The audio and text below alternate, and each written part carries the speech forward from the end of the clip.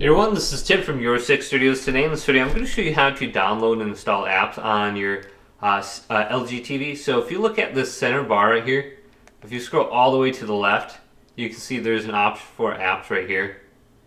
This will take us to the App Store where you can see the featured entertainment, game, news, life, education on the top.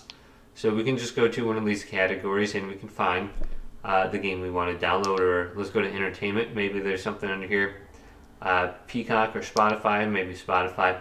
So we can just select it and then download it, and it should show up as like a little widget on the home screen. And it seems like this is just loading really slow. So once we bring this up, we can go to update. It looks like I already have it on here. So I can go to yes now. And I should be able to get this on my TV. And if I go to the home screen here, I should be able to see it under this little bar.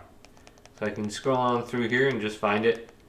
Otherwise, I can go to edit app list, and I believe I can move it or delete it under here. So here's Spotify. I can select it and I can move this now.